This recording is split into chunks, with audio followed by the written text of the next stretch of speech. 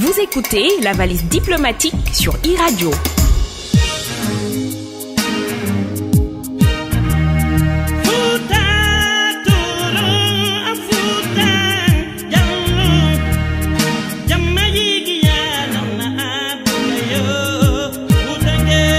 La valise diplomatique avec Bokar Alpha Khan. Vous écoutez la valise diplomatique sur e-radio. Notre invité pour ce 3e numéro est un illustre homme d'État guinéen, Premier ministre du président Lansana Conté de décembre 2004 à avril 2006. Cellou Dalein Diallo, bonjour. Bonjour. Merci d'avoir accepté notre invitation. Cellou Dalein Diallo, vous êtes le président de l'Union des forces démocratiques de Guinée que vous avez fondée en 2007, une formation politique qui est aujourd'hui le principal parti d'opposition dans le pays. Alors, en Guinée, la rue est le haut lieu de la contestation avec son lot de morts. Est-ce qu'il n'y a pas d'autre forme de lutte pour obtenir gain de cause et éviter des pertes en vies humaines? Écoutez, j'ai toujours dit que la rue était le dernier recours. C'est le recours lorsque tous les autres recours ont échoué. Malheureusement, en Guinée, on ne travaille pas avec la Constitution et les lois, et moins encore avec les accords politiques. Et la justice est inféodée. L'indépendance des institutions n'existe pas. Tout le pouvoir est entre les mains de M. Alpha Condé. Et c'est lui seul qui connaît son agenda. On travaille avec son agenda, malgré nous. J'ai toujours dit que l'organisation des élections ne devait pas, relever de la discrétion du président. C'est du domaine de la loi. Mais vous avez suivi, en 2011, les élections locales n'ont pas été organisées. En 2011, les élections législatives n'ont pas été organisées. Et il a fallu 3 ans de manifestations réprimées dans le sang avec 57 morts pour qu'on aille aux élections législatives. Alors que le terme de mandat était connu, c'est des élections qui auraient dû avoir lieu en mars 2011. Mais lorsque M. Alpha Condé refuse d'organiser les élections à bonne date, lorsqu'il refuse d'ouvrir des enquêtes pour identifier des auteurs de crimes commis lors des manifestations, lorsqu'il refuse de mettre en place la haute cour de justice jusqu'à maintenant, naturellement, l'opposition ne peut pas continuer à le laisser faire. Et souvent, donc, nous sommes amenés à organiser des manifestations, puisque ces manifestations sont autorisées par notre Constitution. On l'a vu récemment avec les enseignants qui ont manifesté depuis le mois d'octobre. Ils ont été en grève et ils ont finalement obtenu gain de cause avec la signature d'accord. Oui, mais c'est dommage. Après combien de perte de temps? Les enfants ne sont pas allés à l'école pendant 4 mois. 4 mois. On aurait même dû déclarer l'année blanche. Parce que le gouvernement, dans son arrogance, a dit au départ qu'il ne négocie pas. Et qu'il licencie tous les enseignants qui auraient exercé leur droit de grève. Mais il a fallu donc 4 mois de manifestation, de persévérance pour les enseignants pour que le gouvernement accepte de négocier. Et bon, un accord a été trouvé. On espère qu'il sera respecté parce que ce n'est pas dans les habitudes d'Alpha Condé de respecter les accords. Hein. Alors, sur les élections locales, on a vu quand même que vous avez fait preuve de pragmatisme et de réel politique. Qu'est-ce qui justifie les décisions que vous avez prises d'accepter les solutions de sortie de crise? Bon, écoutez, parce qu'on était dans une crise, on a marché pendant de longues années, pendant de longs mois, 4, 5, 6 mois, on est dans la rue avec 20 morts, beaucoup de prisonniers, et bien entendu, en tant qu'homme politique responsable, on cherche à sortir de la rue. On a accepté de privilégier le dialogue, un accord a été trouvé. Malheureusement, M. Alpha Condé a décidé délibérément de ne pas respecter cet accord. Et c'est ça le problème de la Guinée. On a des difficultés à faire comprendre à des étrangers ce qui se passe réellement dans le pays, parce que c'est vraiment difficile d'imaginer qu'au XXIe siècle, les choses se passent comme ça dans un pays africain comme la Guinée. Est-ce que politiquement, on peut imaginer que les résultats que vous avez obtenus aux élections locales vous donneraient sans doute une majorité confortable s'il y avait des élections législatives? Oui, mais écoutez, M. Alpha Condé, on n'est plus dans le rapport de 44%, 18% de 2010 du premier tour. Mais jusqu'à présent, le FDG reste de loin la première force politique du pays. Le RPG ne peut pas gagner une élection devant l'UFDG si les élections sont transparentes, ce qui n'est pas le cas. Mais Alpha Condé en est conscient. C'est pourquoi il a corrompu le fichier, il a créé un fichier sur mesure, il a inféodé toutes les institutions, la justice, la CENI, pour qu'on puisse lui proclamer les résultats qui sont de nature naturelle, qui sont ceux qui correspondent à sa victoire. Mais quand on regarde les 10-15 dernières années, on a l'impression qu'on fait tout pour vous empêcher d'être président. Vous, en tant que tel, Cellou Dalein Diallo?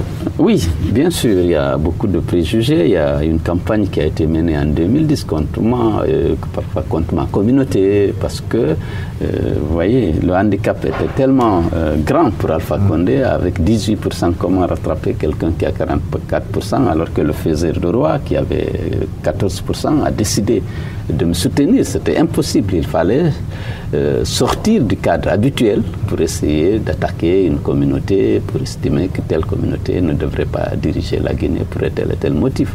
Ce n'est pas décent de revenir là-dessus, c'est pourquoi je n'aime pas faire de commentaires là-dessus. Oui, mais est-ce qu'aujourd'hui, Alpha Condé, au bout de 2 mandats, a réussi quand même la cohésion nationale? Non, mais c'est là où il y a... Parce que les rivalités ethniques sont encore très présentes. Non, mais c'est Alpha qui l'entretient. Il ne peut se maintenir au pouvoir que grâce à la division sur une base ethnique. C'est ça aussi. Il a malmené l'unité nationale depuis 2010 pour pouvoir combler son handicap et justifier le hold-up auquel il s'est livré.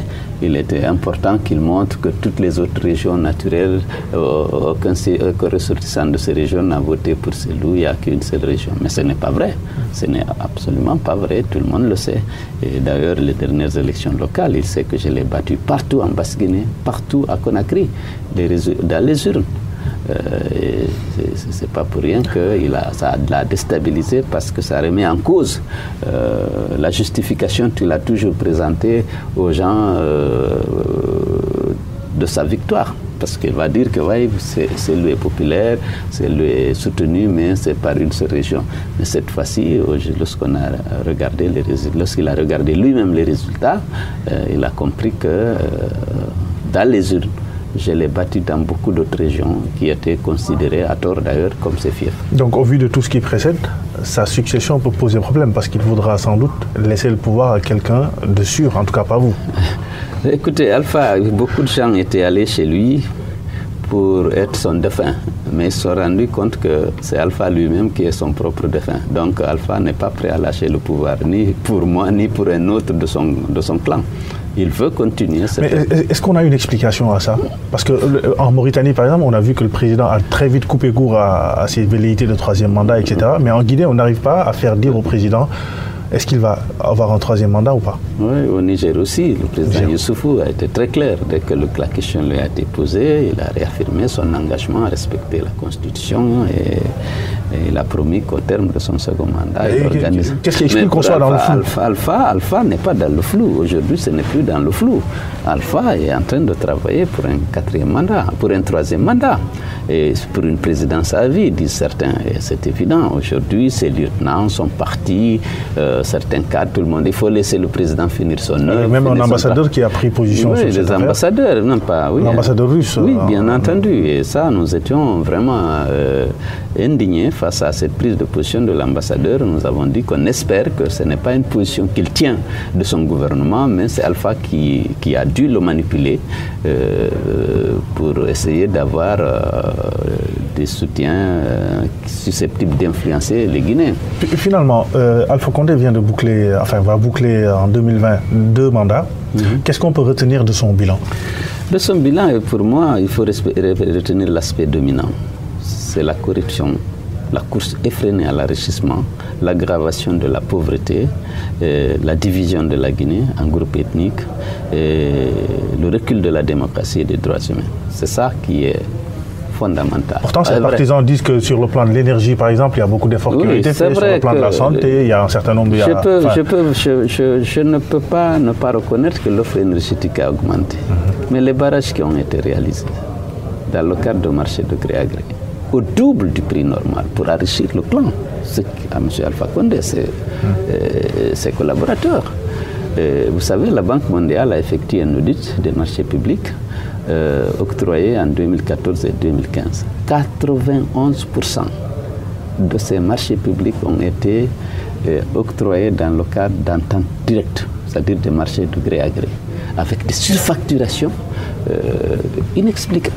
Parce que l'objectif, c'est d'utiliser le besoin de faire des investissements dans des secteurs donnés, certes, mais c'est d'enrichir le clan. Parce qu'ils sont aujourd'hui, les collaborateurs de M. Alpha Condé, ils sont devenus très, très, très riches, justement, prenant des commissions sur tous les marchés publics qui sont surfacturés.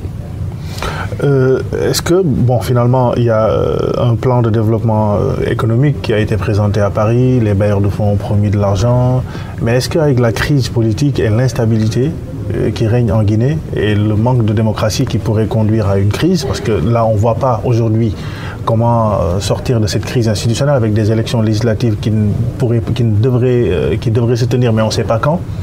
Est-ce que vous pensez qu'on peut, dans ces conditions-là, mettre en œuvre un plan de développement économique et social? Écoutez, il y a déjà d'autres handicaps. Il y a d'abord la corruption qui sévit dans le pays et la faible capacité d'absorption de l'aide extérieure de l'administration guinéenne parce qu'elle est laxiste, corrompue, et puis il y a l'impunité qui règne. Je vous ai dit que c'est la course à l'enrichissement. Donc pour absorber ces financements extérieurs, il faut une administration efficace, tournée vraiment vers le développement. Or, c'est la course effrénée vers l'enrichissement.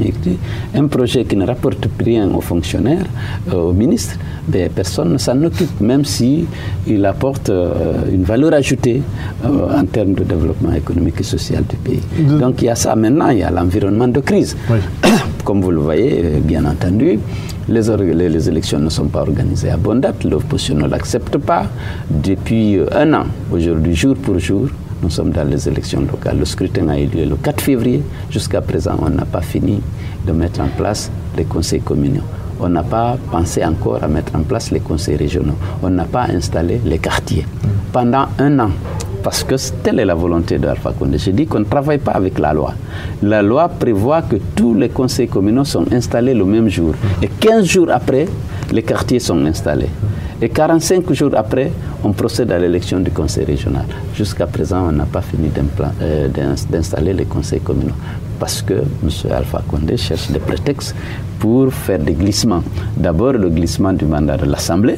Or, on n'a pas pu organiser l'Assemblée, étant donné qu'on devrait le faire qu'au terme des élections locales. Ce qui était prévu, c'est un an après les élections locales. Non, on aurait dû le faire, oui, un an après. Oui, mais jusqu'à présent, on n'a pas fini. Et certainement qu'il envisage de faire aussi, à défaut d'obtenir son troisième mandat, un glissement du mandat présidentiel à la Kabila.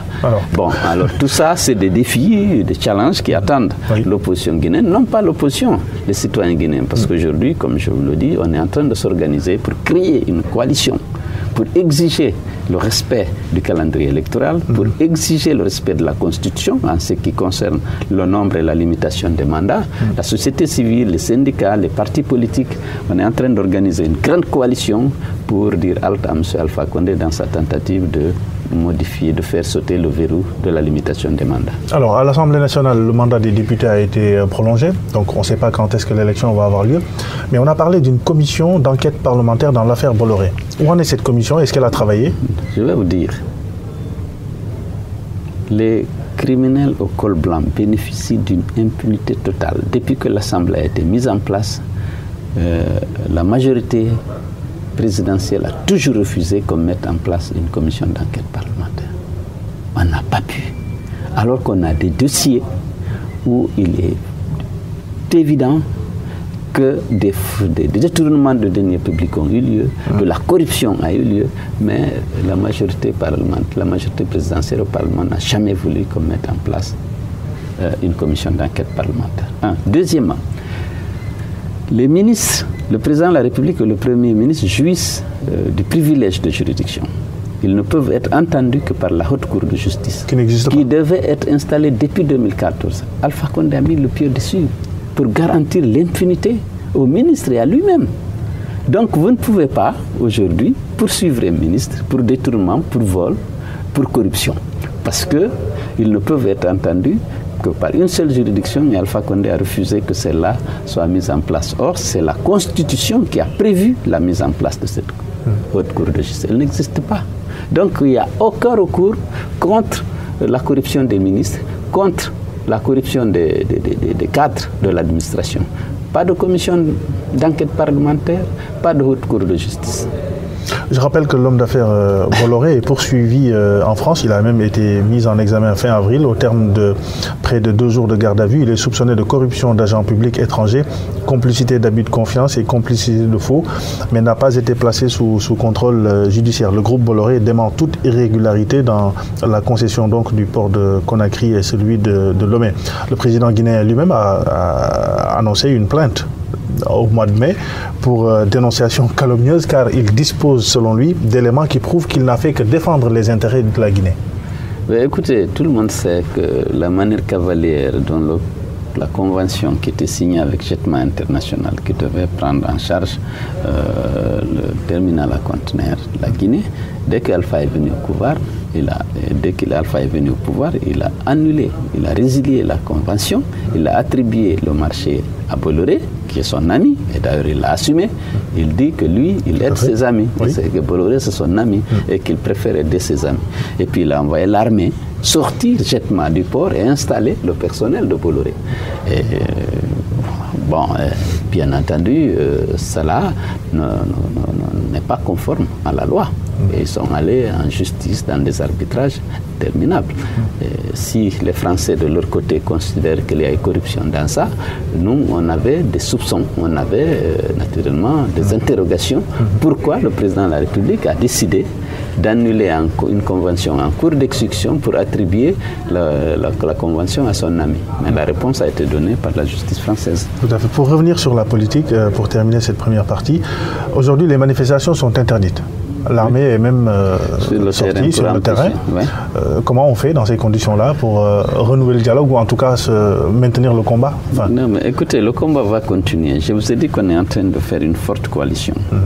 D'abord pour revendiquer nos droits et nos libertés, le droit de manifester. Et ce sera les syndicats, la société civile, les partis politiques et tous les hommes épris de paix et de justice. On n'accepte pas cette confiscation de nos droits de manifester, puisque ces droits ont été octroyés par la Constitution. Ils ont mis l'armée, c'est vrai, sur place, mais nous sommes en train de nous réorganiser pour trouver le meilleur moyen de refuser cette dictature. Est-ce que ça peut aller jusqu'à une alliance avec les autres partis d'opposition? Je pense à Lansana Kouyaté, Sidya Touré. Bien sûr. J'ai eu un entretien très long avec Lansana Kouyaté la semaine dernière. J'étais à Paris, je suis en contact permanent avec Sidya Touré. Sur ce point, on est d'accord. Sur ce point, on est d'accord. On a beaucoup de divergences, de conflits d'intérêts, mais par rapport au 3e mandat et par rapport à la suspension de nos libertés, nous sommes d'accord de nous organiser pour lutter ensemble. Fin de cette première partie. Je rappelle que notre invité dans la valise diplomatique aujourd'hui, c'est l'homme d'État guinéen, Cellou Dalein Diallo, ancien Premier ministre de 2004 à 2006 et président de l'Union des forces démocratiques de Guinée. On se retrouve dans quelques instants.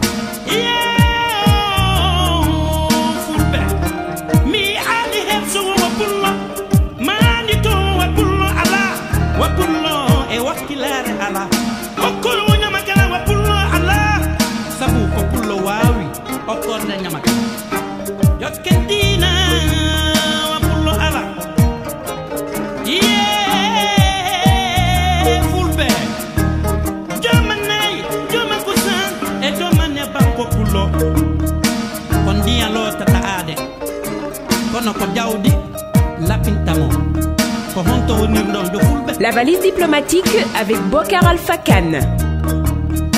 Vous écoutez la valise diplomatique sur e-radio. Notre invité aujourd'hui est Cellou Dalein Diallo, président de l'Union des forces démocratiques de Guinée, l'UFDG, principal parti de l'opposition guinéenne. Cellou Dalein Diallo, nous allons dans cette deuxième partie commenter un tout petit peu l'actualité internationale. Et commençons par les contestations électorales au Cameroun, au Togo, en République démocratique du Congo, comme on vient de le voir. Qu'est-ce que cela vous inspire, ces élections en Afrique qui sont toujours contestées avec des contentieux électoraux compliqués? Oui, ce que je dis, ça signifie simplement que nous avons beaucoup d'efforts à faire pour consolider la démocratie dans notre pays. Les gouvernements au pouvoir ont des difficultés à organiser des élections transparentes. Ils ont toujours... Peut-être parce qu'ils ne veulent pas qu'elles soient transparentes. Parce qu'ils ne veulent pas qu'elles soient transparentes. D'abord, ils impliquent fortement l'administration.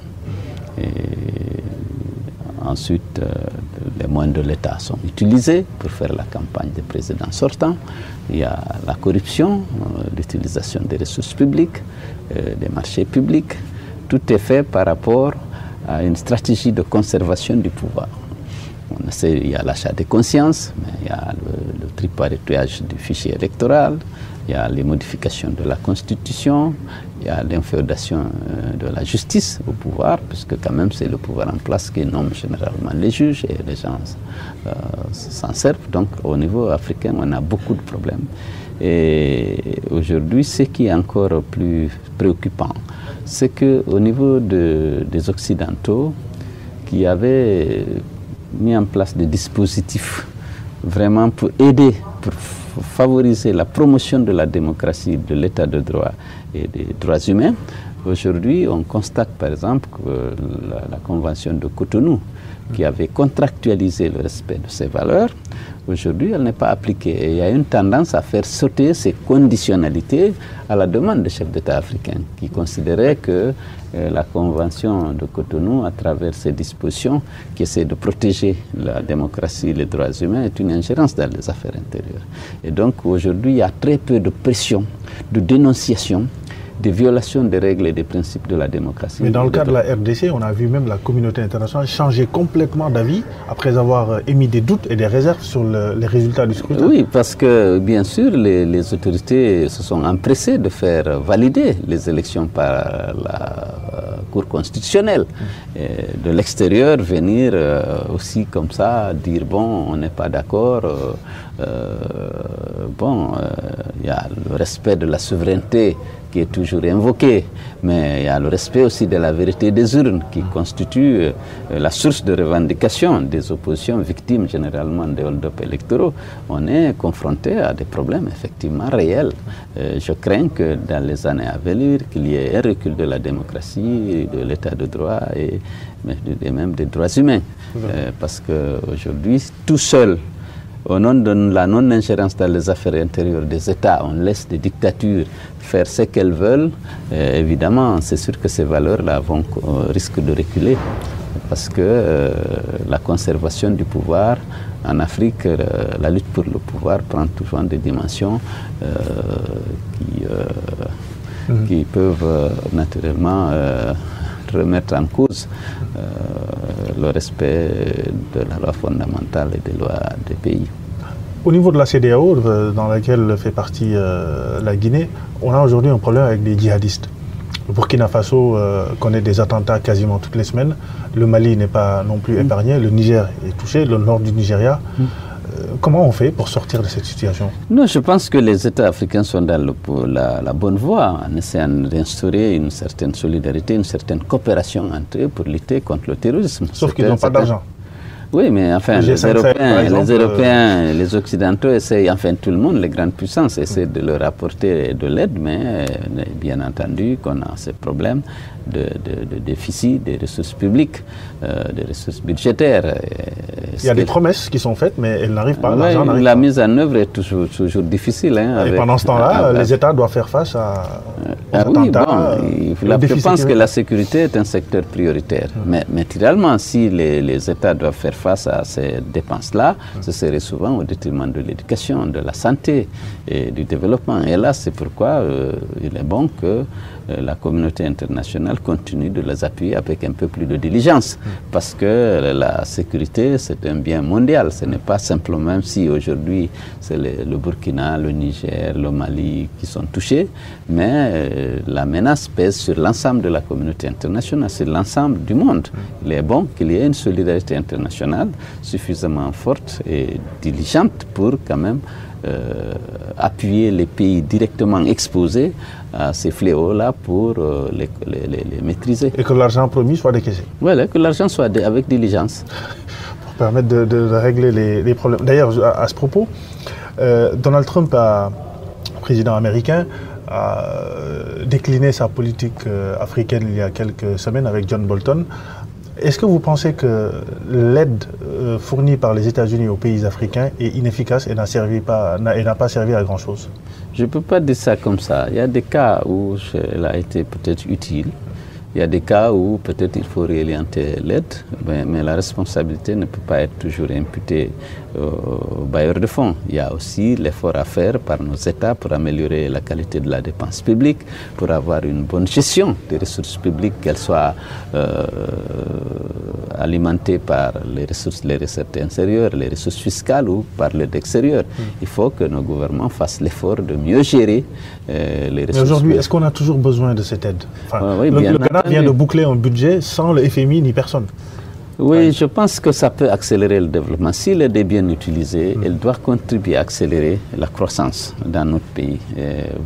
Si vous limitez vos investissements juste à vos recettes intérieures, c'est sûr que vous perdez une opportunité d'aller plus vite lorsqu'il y a une offre d'aide publique au développement. Il faut savoir s'en saisir, créer les conditions d'en bénéficier et surtout utiliser de manière efficiente cette aide-là, et ça peut améliorer vos performances économiques, ça peut accroître la croissance et le rythme de développement du pays. Il ne faut pas s'en priver. Je pense que ce serait une erreur de dire, bon, nous allons, au nom de l'indépendance, au nom de la souveraineté, nous passer de l'aide internationale. Ce serait se priver d'opportunités d'accélérer le processus de développement. Donc Donald Trump a raison quand il dit qu'il faut revoir tout cela pour qu'on soit plus efficace. Oui, il faut que ça soit plus efficace, mais la responsabilité doit incomber d'abord aux gouvernements africains qui doivent mettre en place des procédures de gestion évitant les détournements, la corruption, pour que les ressources empruntées, parce que de toute façon la dette est remboursée par l'ensemble des contribuables. C'est les contribuables qui remboursent la dette. Il faut que cette dette-là soit utilisée de manière à améliorer les conditions de vie des citoyens qui auront la charge de rembourser cette dette-là. Et ça, c'est du domaine naturellement des gouvernements africains qui sont malheureusement souvent corrompus, hélas.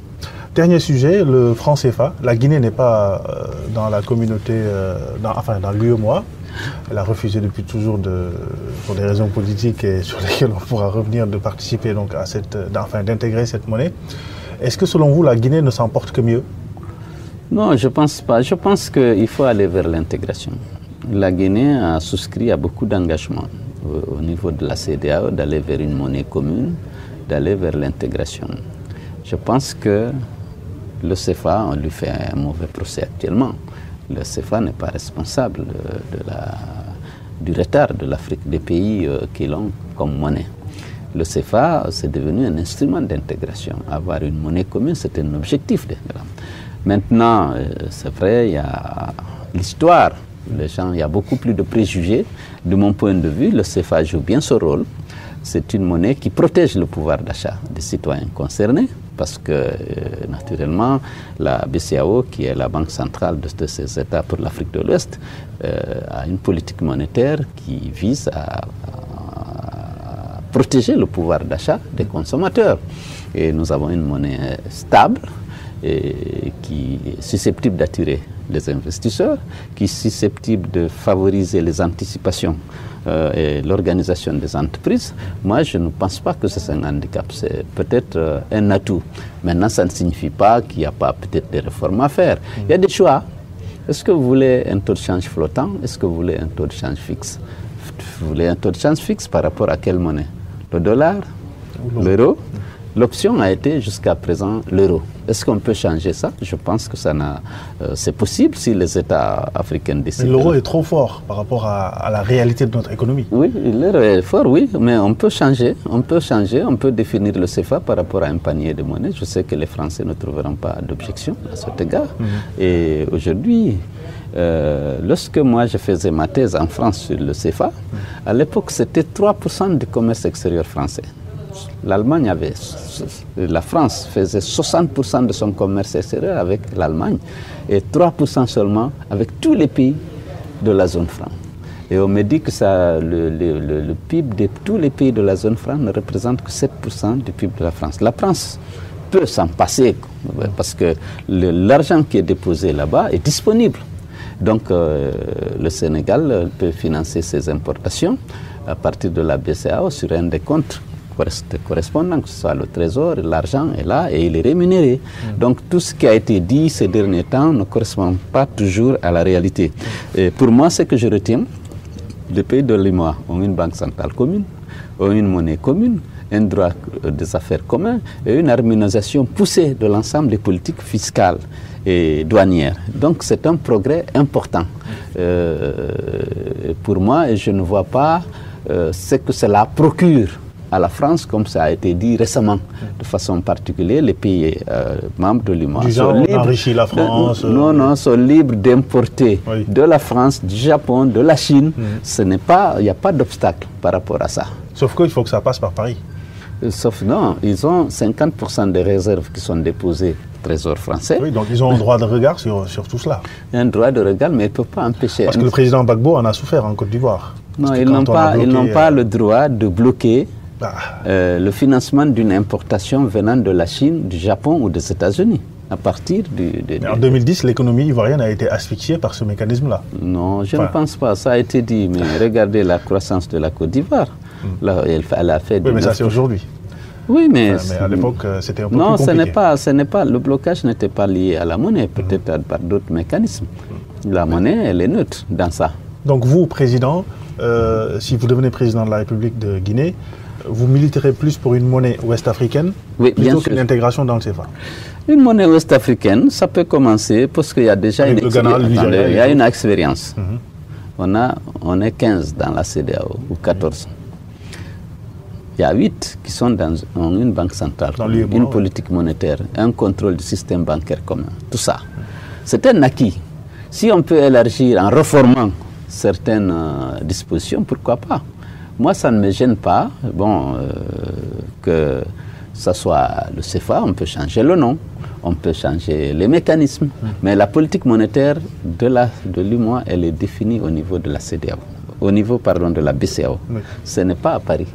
C'est là qu'on fixe des objectifs par rapport compte tenu des objectifs d'inflation, de balance de paiement. On essaye de mener une politique monétaire qui correspond à l'intérêt des pays africains. Ça, je le sais, parce que je suis un banquier central aussi. Et j'ai fait beaucoup de voyages d'études au niveau de la BCEAO, même au niveau de la Banque de France, au secrétariat du comité monétaire.